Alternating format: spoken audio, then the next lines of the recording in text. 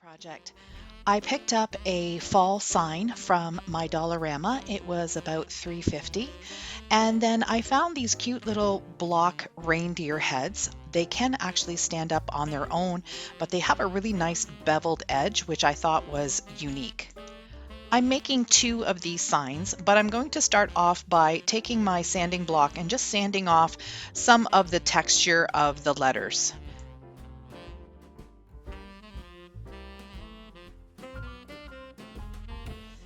I want to give the sign a candy cane look, so I'm starting off by using the Deco Art chalk paint in the color Romance. I picked it up at Michael's and I got it for 50% off. So I'm going to do every second palette piece in the red, and then the other ones I'm going to be using my Linen White Rust-Oleum chalk paint to complete those. And I had to give the red about 3 or 4 coats because the letters kept showing through. And for the second sign, I actually did the white on first and then went over with the red, and that really helped to camouflage the letters.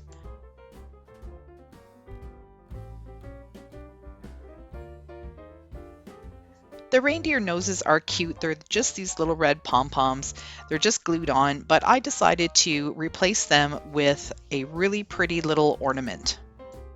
I found these little box of ornaments at my local grocery store for $6.99 for 20 of them. So I'm just removing the gold hanging part because I don't need that. In order to glue the ornament flush with the reindeer head, I'm just using my craft knife and I'm just giving it a bit of a score all the way around, and then I'll use a pair of pliers to gently pop off this end. I'm just using a craft knife to score the edges and then a pair of pliers to just pop off that bottom edge, and then I'll glue it in place. Oh my gosh, I just love their cute little noses. I'm going to go ahead and paint the antlers white. Even though they're red, they're a little bit of a different red, and I want them to be a really nice cherry fire engine red to match the noses. And I'm also going to use the chalk paint and go around the outside edge, the side edge, I should say, of the reindeer heads. And I'm going to just not do the beveled edge part because I think that's really neat and it will add some extra texture.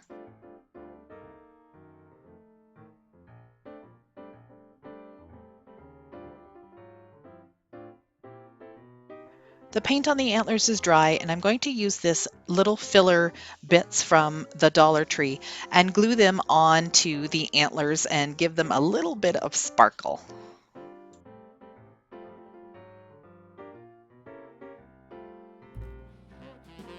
Look how adorable that is. The paint on the sign is now dry, so I'm going to use some painter's tape in some small sections, and I'm going to give the white portions of this sign a candy cane effect. So I'm just going to use my painter's tape and do some equal amounts of stripes all the way across in a diagonal. And then I'm going to switch the angle in the middle piece and then go back to the original angle on the end piece.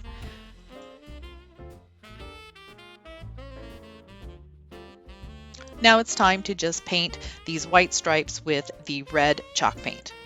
You really don't have to wait until the paint dries completely to take off the painter's tape. Just be very careful when you are pulling it off. I can never wait until the paint dries. I've always got to take it off right away. But look at how cute this little pattern is that's showing up on my sign.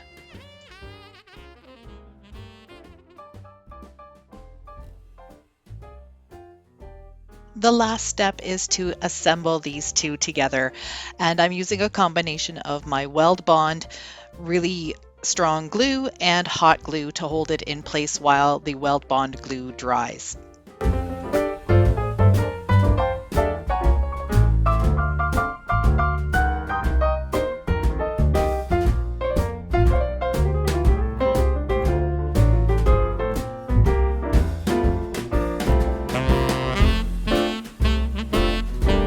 Project is using these espresso cups that I picked up at my Dollarama, and they're small size and they're paper cups, but they have a really nice texture to them. Using the same silver gray paint, I'm going to give them 2 coats, and they're going to end up looking like little galvanized buckets. I really love how my bottle brush trees turned out with the little white buckets from Dollar Tree. So I will link that video in the description box below if you want to go check that out. But when I saw these little cups at the dollar store, I thought they would make really sweet galvanized buckets. I'm also going to paint this little lip at the top. I love the way this little bucket turned out. It really looks authentic. Now I'm taking a piece of foam core board and I'm cutting it into a rough circle. And basically what I want to be able to do is push it partially down into the cup. So when I set the tree in, you don't see the white plastic part of the tree. You only see the branches.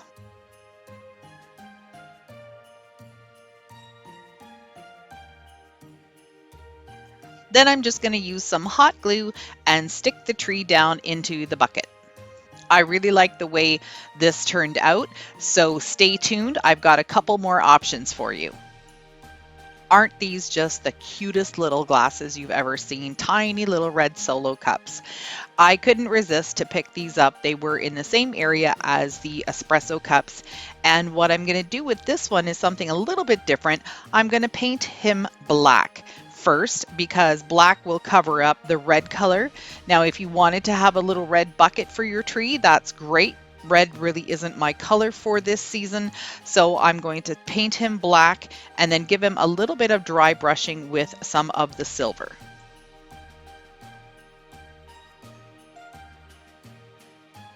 I'm going to repeat the same process with the foam core board, put it in so it sits about halfway down, and I'm going to wedge it in nicely and then glue in a little green tree.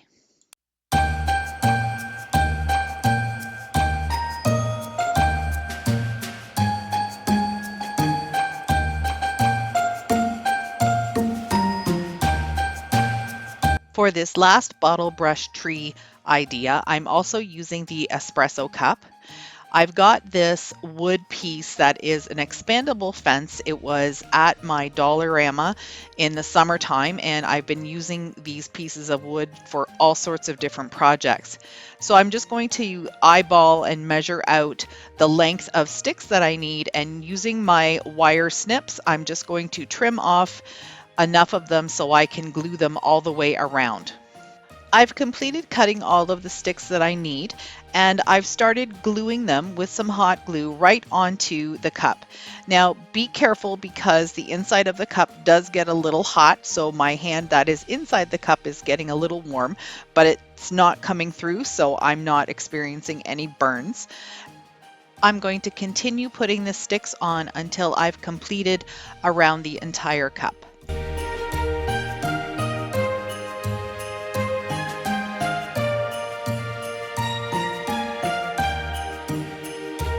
When I got to just about the end, I noticed that I had started putting some of the sticks on an angle for some reason. So I did have to trim off a couple of small pieces just to be able to fit them in there so I wouldn't have a gap.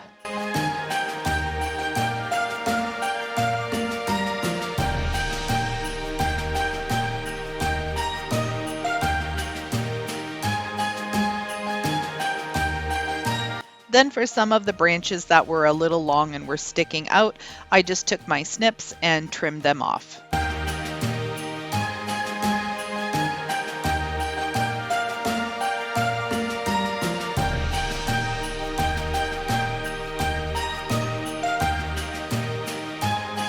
I just can't get enough of these little bottle brush trees. And I really love how all three of these buckets turned out. Let me know if you have a favorite. Items. First, you'll need these 3 little buckets that come in the wedding section and 2 packages of the miniature trees. The little buckets are already white, so what I'm going to do is take my black CraftSmart ink pen and give them an enamel look. I'm going to go around the bottom of the buckets, around the top of the buckets, and then I'm going to do a little bit on the handles, and then where there's 3 grooves on the bucket, I'm just going to put a couple of strokes there as well.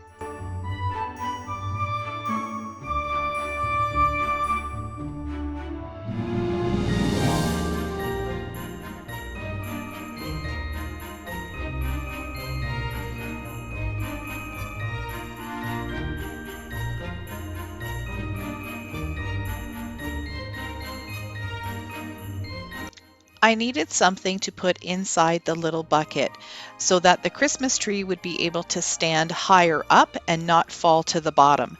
So the little cylinder piece I got from a roll of contact paper from the Dollar Tree, and I just cut a section that would be just a little bit shorter than the height of the bucket, and then just a little piece of cardboard that is cut out to be bit smaller than the top of the bucket, and you'll see that I'm just hot gluing it in, and then that will become a little platform for the tree. I'm using the larger of the two trees that come in that pack, and I'm using some hot glue to glue it onto the cardboard.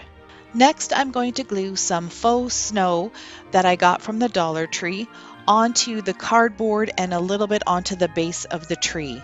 So how I'm going to do this is put on some hot glue, and then I'm literally just going to pour the little styrofoam balls into that area and then press it down with my finger. I'll continue this technique all the way around until I have the majority of the cardboard covered.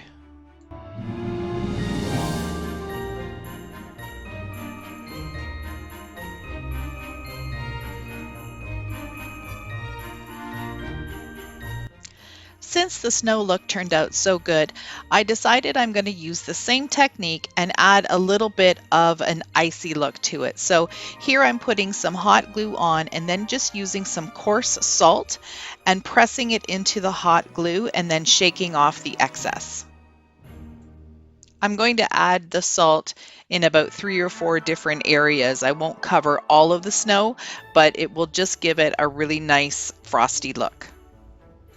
For the final touch to these little farmhouse enamel topiary trees, I'm just adding a little trim of jute string all the way around the top of the bucket.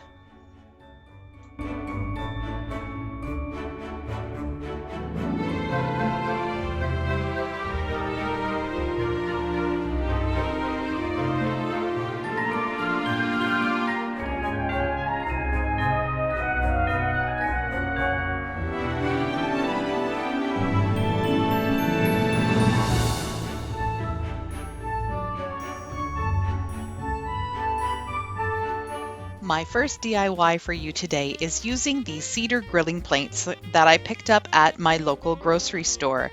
They come in a pack of 4 and they were $7, so just under $2 per board. They measure approximately 6 inches wide by about 13 inches long. To start, I'm going to use 80 grit sandpaper to get all of the pieces that are sticking up off. And then I'm going to go over it again with some 220 grit sandpaper just to make it nice and smooth. I've picked up some sanding blocks from the Dollar Tree, and you can tell by the shape of this one that it has been very loved. So to cover it, I'm just going to cut out a strip of the 220 grit sandpaper and then just wrap it around just to make it easier to hang on to.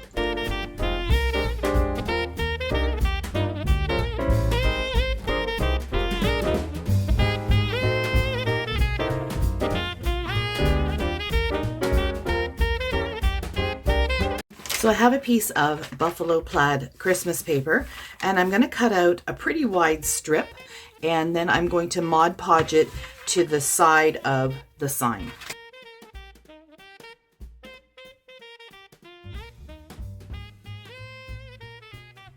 I had some Mod Podge left over in this little bucket from a previous project, and in order to save it, this was actually 2 days ago, I just took a Ziploc bag or a self-sealing bag or zipper bag, whatever you want to call it, and I just put the brush and the bowl right inside, and everything is still nice and wet and ready for me to use. So that's just a little tip for you. If you've ever got some leftover paint or paint brushes and you know you're going to need to use the same product, you know, later in the day or the next day, you can go ahead and use a Ziploc bag. You can use some saran wrap, wrap it up really tightly. Just make sure that no air can get in, and then you'll have everything nice and soft to continue using.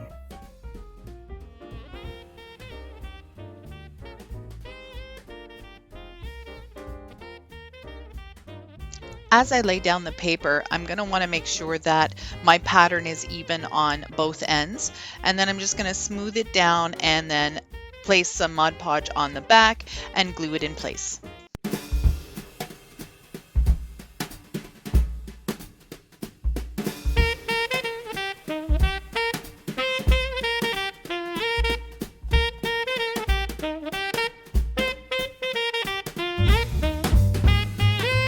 One thing that I like to do when I'm using Mod Podge and paper is use my finger to just rub over the outside edges and any seams just to make sure that the glue has good contact. Then I'm going to put a layer of Mod Podge on the top of the paper to keep it securely in place. I thought it would be a nice idea to use some twine and wrap it around a few times with some different angles just to give it more of a rustic look.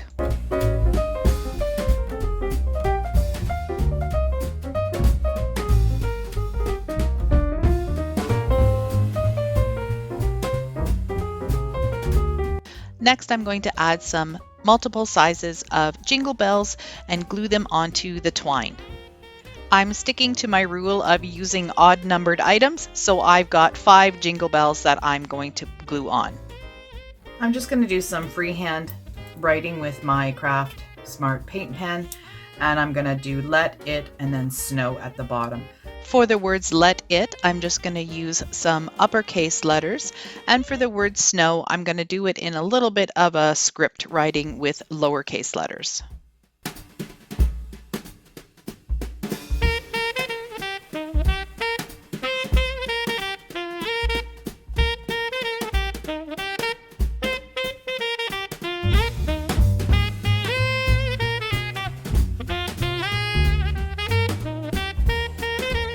If you've watched me create any of my other signs, you'll know that after I'm done my initial writing of the word, I go back and thicken the areas that are on the downswing of the letters. So right here I'm doing the N, and the part that goes down goes thicker, and then the part that goes up stays thin, and the part that goes down again gets thicker. So I do that for all of my lettering.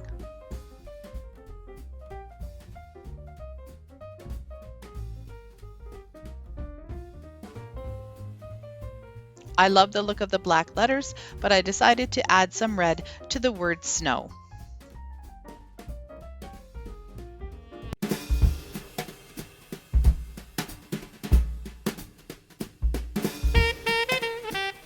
That I am doing for you today is using a bamboo cutting board that I picked up at Dollarama for $4, and it has a nice little groove on the inside of it, but I wasn't sure if I was going to use the front or the back.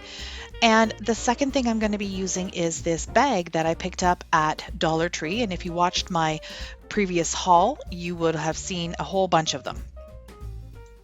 I'm going to start by giving it a coat of linen white chalk paint, and I'm using my rough bristle brush because I'm going to do some distressing on the wood afterwards. I like using these brushes because with the chalk paint you get brush strokes, and that's going to help me mimic wood grain.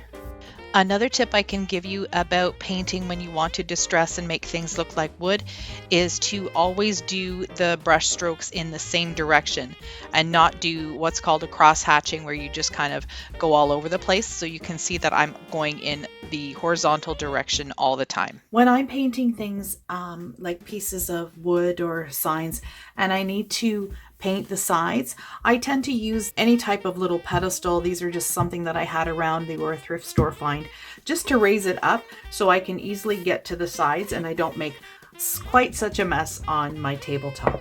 This is going to be the back of the sign. So what I'm going to do is use some of my country gray chalk paint and give it a bit of a whitewash distressed kind of look. Go ahead and just dip in just a little wee bit, and then I'm going to just pounce some of it off, and then using a very light touch and going in the same direction as the wood grain, I'm just going to brush across, and you can see that I'm going to start picking up some of the brush strokes from the white. What I really like about the dry brushing is that any raised or lowered edges are going to get a little bit more paint, so you can start to see the frame of the indentation on this cutting board starting to show up around the edges, and I just think that's a really unique look.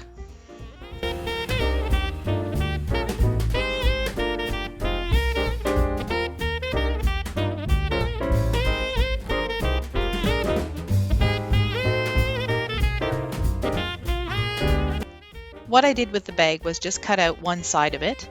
And what I'm doing is laying it down on the cutting board, and where that lowered edge is, or raised edge, whichever you want to call it, I'm using my scissors to kind of scratch across that, because the effect I want to achieve is torn paper around the edges instead of a cut straight line. I'm going to flip the paper over, and I'm hoping that you'll be able to see some of the cut marks. And I went through on a couple of sides, but that's going to make it easier for me to just tear the paper. And that's going to make the paper look old and worn out. Very distressed and oh so farmhouse. So I've got the paper all just kind of torn around the edges, and I'm really happy with how it turned out. So now I'm going to put a layer of Mod Podge just on the inside frame, and I'm going to glue it down. I'm going to use a fairly good amount of Mod Podge because this is a thicker paper, and I want to make sure that it's going to stick properly. And then I'm just going to match up the corners and place it down. I'm just going to use my hands to squeeze out any bubbles, but you could use a credit card or an old scraper or some other sharper object, even a ruler, just to make sure that it's all nice and flat.